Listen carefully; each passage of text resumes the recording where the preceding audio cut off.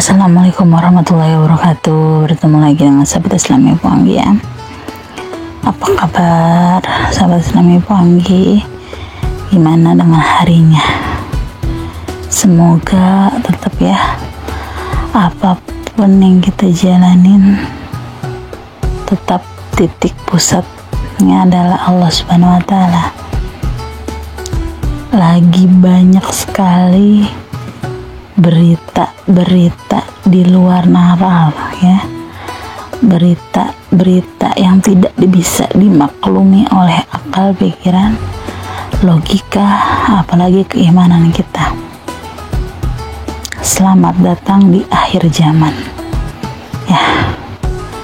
Nabi Muhammad SAW itu adalah Nabi akhir zaman. Artinya kita ini hidup sudah berada di fase akhir zaman, benar-benar mengalami kerugian. Kenapa kerugian teman-teman? Pertama, Islam telah diturunkan dan disempurnakan oleh Allah Subhanahu wa Ta'ala, tetapi kita ditinggalkan oleh Nabi Muhammad SAW ya. Betapa jarak kita berjauh-jauhan dengan Nabi Muhammad, kita rindu sekali. Allahumma sholli ala sayyidina Muhammad wa ala sayyidina Muhammad ya. Kita rindu utusan Allah yang bisa menggerakkan dinul Islam, kebaikan-kebaikan Islam.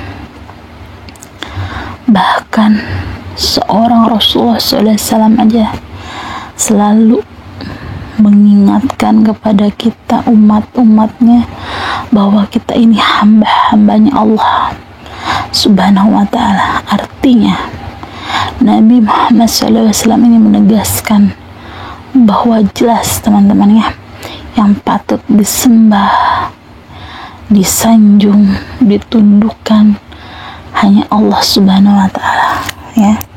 Kita hanya boleh tunduk, patuh dan taat kepada Allah Subhanahu wa Ta'ala. Bayangkan, nah, sudah di fase akhir zaman, kadang kita ini hidup dalam kefanatikan teman-teman ya, mencintai umat ya, mencintai hambanya melebihi segalanya. Saking kadang kita sukanya teman-teman ya, kita merasa wah sanjung-sanjungan, padahal harus kita sadarin, katanya manusia itu makhluk yang sempurna, katanya ya teman-teman ya. Padahal ya, wallahu a'lam, manusia itu diberikan nafsu. Nafsu ini yang menjadi pembeda di antara makhluk-makhluk ciptaan Allah yang lainnya ya. Nafsu yang tidak dibarengi dengan keimanan, ketakwaan, bisa mengancam diri kita sendiri. Sedang trending ya, sedang hangat dibicarakan. Ini bukan cerita, bukan dongeng, tetapi kisah nyata. Ada seorang bapak penjual es teh yang niatnya berdagang ya, sahabat Islami Puanggi, di sebuah acara. Kebetulan di situ ada gurunya juga yang duduk manis memberikan tausiah ya. Apa sih permasalahannya, kok bisa si penjual es teh ini berbeda dari penjual es teh yang lain? Mau tahu ya? Karena yang dianggap sebagai guru dan guru semua yang duduk hadir di majelis ilmu itu ya, bahwa si pendakwah ini adalah guru besar. Tetapi siapa sangka di tengah-tengah si bapak yang sedang mencari nafkah dengan menjinjingnya es teh yang mungkin belum seberapa harganya dan tidak laku ya pada saat acara itu, habis diolok-olok oleh sang pendakwah. Yang salah siapa teman-teman? Yang mendakwahnya atau ajaran agamanya? Balik lagi seperti penjelasan Puanggi di awal, bahwa hanya Allah lah subhanahu wa ta'ala yang wajib kita sembah. Tiada yang patut kita sembah selain Allah, kita puji dan agungkan selain Allah. Bahkan Nabi Muhammad pun yang menjelaskan itu. Ya, wahai sahabat Islam yang panggil, tidak semua orang memiliki nasib yang beruntung. Ada sebagian orang yang diuji oleh Allah Subhanahu wa ta'ala dengan sedikit kekurangan berupa ekonomi. Ya, bagaimana bisa seorang pendakwah yang paham agama, ya, menertawakan seorang bapak-bapak yang sedang berjuang mencari nafkah di hadapannya? Hati saya bergetar. Ya Allah, ya Rabb. Ya, jika dilakukan dengan orang-orang yang bukan mengerti agama, masih bisa saya toleransi. Tapi ini, teman-teman, ya, orang yang paham agama bahkan dianggap mubalik. Tapi saya juga paham pada akhirnya bahwa ternyata kesempurnaan hanya milik Allah Subhanahu wa ta'ala. Bahkan dijelaskan dalam surat Al-Hujurat ayat 11, hai orang-orang yang beriman, janganlah, ya, sudah jelas ya, janganlah suatu kaum mengolok-olok kaum yang lain, karena boleh jadi mereka yang mengolok-olok itu lebih baik, ya, yang diolok-olok itu lebih baik dari mereka yang mengolok-olok. Quran surat Al-Hujurat ayat 11.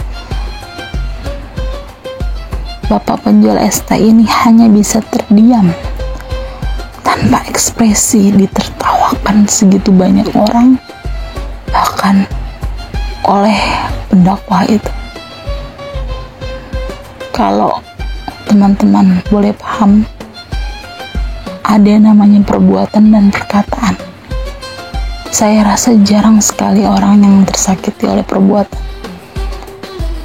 Ya, walaupun banyak juga yang merasakan sakit oleh perbuatan, tetapi lebih sakit lagi, teman-teman, ya, jika kita dianggap receh, dilecehkan secara perkataan. Itu makanya sahabat Islam yang panggil, saya tidak pernah bosan meminta kepada sahabat Islam yang panggil, jika ada kesalahan saya meminta maaf. Begitupun kesempurnaan dari semua apa yang saya ucapkan, semua adalah milik Allah Subhanahu wa ta'ala. Karena iblis pun lebih pintar, lebih tinggi ilmunya daripada Nabi Adam. Makanya Allah ciptakan terlebih dahulu. Tapi kenapa Allah keluarkan iblis dari surga? Karena tidak mau sujud kepada Nabi Adam, padahal itu perintah Allah Subhanahu wa ta'ala. Kesombongan ya, yang aku merasa nih, gue merasa nih, gitu kan, meremehkan orang lain, itu yang membuat Allah murka. Bisa dibayangkan, teman-teman, ya, si bapak ini hanya mengadu nasib. Tidak mungkin sepulangnya dari majelis si penjual es teh ini lebih kaya daripada si pendakwah, tidak mungkin. Ya, anggaplah ada sebagian orang berspekulasi, mungkin bercanda, tapi nggak lucu, ya teman-teman, ya, bercanda seperti itu nggak lucu. Bercanda di atas kesulitan orang lain itu sangat amat tidak lucu dan tidak sepantasnya. Saya amat sangat mengutuk keras mereka semua yang benar-benar mentertawai bapak penjual es. Kenapa saya bilang gitu? Karena di mana adab kalian? Adab sebagai orang Islam, ya. Bahkan harusnya kalian berempati sedikit saja atas kesulitan orang lain. Ya, na'udzubillah min dzalik. Selamat datang di akhir zaman. Mari teguhkan iman Islam kalian. Andai saja sahabat Islam yang Poanggi sedang berada di atas, baik secara harta, tahta, dan kuasa, ingatlah apa yang kita genggam hari ini, itu semua adalah milik Allah.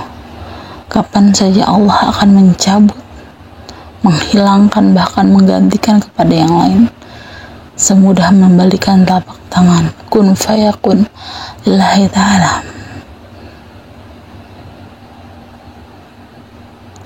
Dari penjual es teh ini sekarang, insya Allah beliau akan diberangkatkan umroh.